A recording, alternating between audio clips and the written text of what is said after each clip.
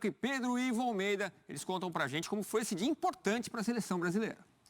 Olá pessoal, falamos aqui do hotel da seleção brasileira em Turim, os jogadores já ali recolhidos, descansando na noite desta quinta-feira. Hoje teve o penúltimo treino por aqui, foi um treino onde pudemos capturar apenas os primeiros 15 minutos, ali o aquecimento dos jogadores, mas depois as câmeras tiveram que virar, mas ficamos ali, né Pedro, podendo observar o que o Tite estava aprontando. Não deu para ter muita pista sobre qual será o time do Brasil ainda, porque ele fez um treino muito tático, né? Depois também um treino um pouco treinando bolas defensivas ali, de bola parada. Mas esses times que estão rodando por aí, pelas redes, todo mundo falou, que time é esse? Explica pra gente, Pedro, o que quis dizer os times que o Tite botou ali em campo? Um treino fantasma, né? Sem adversário do outro lado, misturado reserva com titular, muito mais para o time entender o sistema de jogo, como o time vai se posicionar em campo. Então o que dá para a gente afirmar é que está muito claro pelo trabalho da semana que a seleção jogará num 4-2-3-1.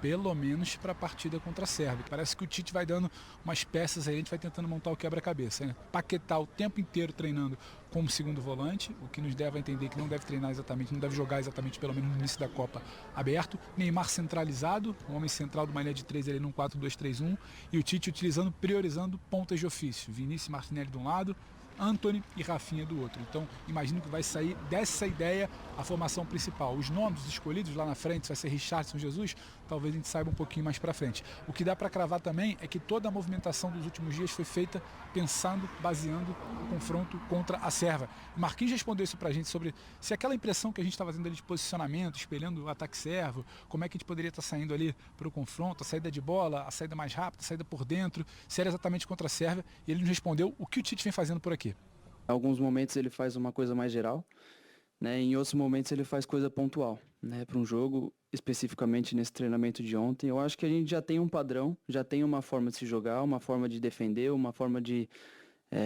do time se comportar, e coisas pontuais, eu acho que é esse momento que ele deve trabalhar, né? Especificando um time da Sérvia, onde é a força deles, onde eles vão explorar e tentar explorar o nosso jogo. E aí sim, foi por causa disso que ele trabalhou. Mas outras coisas a gente vem trabalhando para repetir o nosso padrão também, né? Então ele vem sendo muito detalhista no que ele trabalha e no que ele quer. E também os jogadores dizendo que o Tite, por enquanto, até aqui, está treinando a mesma coisa para todo mundo, né? Para todo mundo estar preparado, porque ninguém sabe, de acordo aos jogadores, o Rodrigo e o Marquinhos, ninguém sabe qual será a escalação do Tite para a estreia da Copa do Mundo. Mas é isso aí, na sexta-feira tem mais um treino por aqui, estaremos de olho nesse treino para ver se temos mais alguma pista e traremos durante nossa programação qualquer notícia a respeito da seleção brasileira neste último treino aqui na Itália antes do embarque para o Catar neste sábado.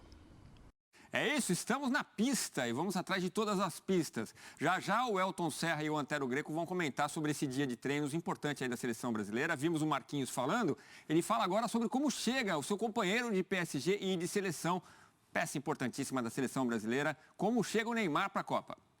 E o Neymar chega numa Copa do Mundo numa forma física excelente, né? Eu acompanho o dia a dia dele, eu sei o quanto que ele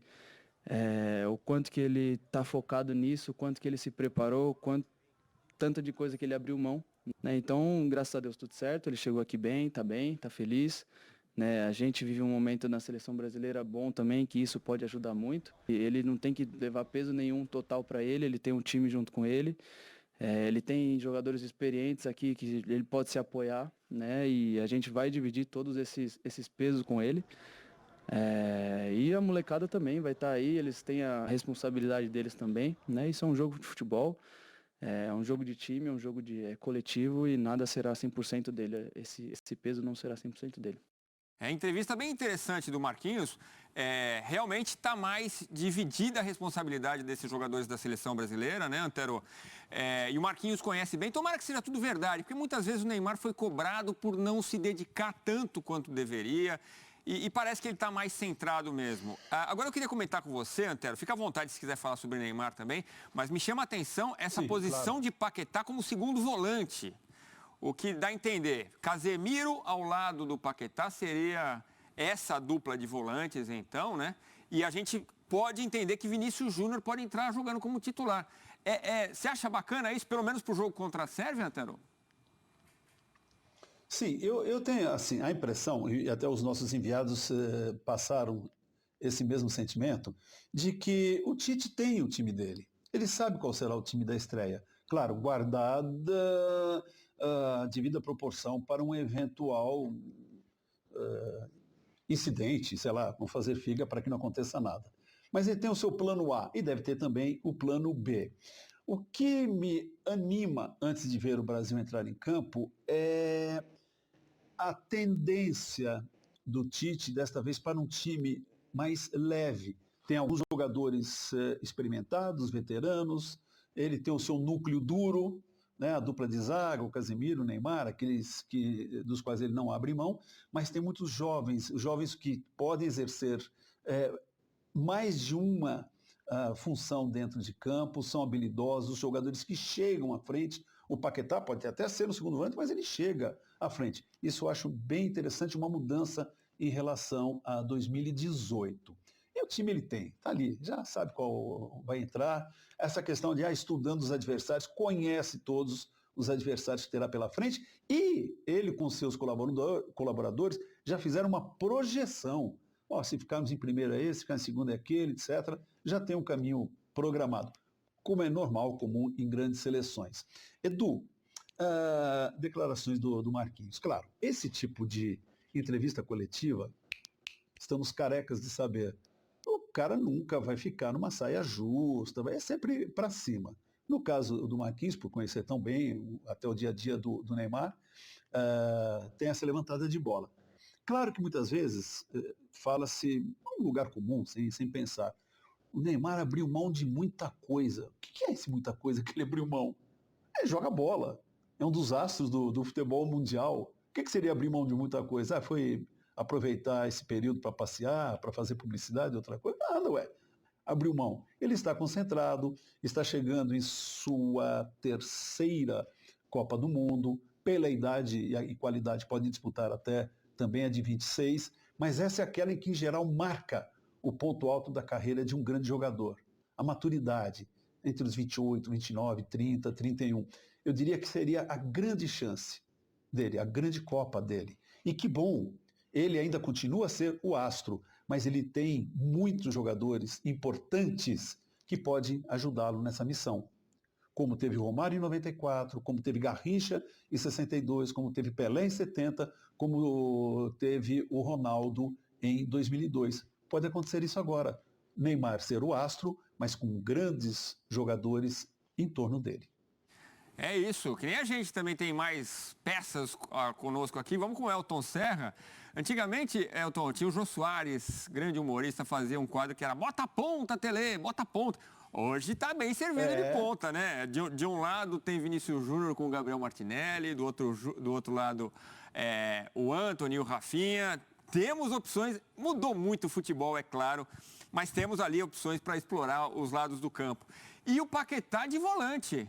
Você gosta dessa ideia de Casemiro e Paquetá, Elton? Boa noite. Boa noite, Edu. Boa noite, Antero, a todas e todos os fãs de esportes. A gente já viu o Paquetá jogar como segundo volante, né? Durante muitas oportunidades no Flamengo, até quando ele saiu do Flamengo. No Lyon jogou muitas vezes assim.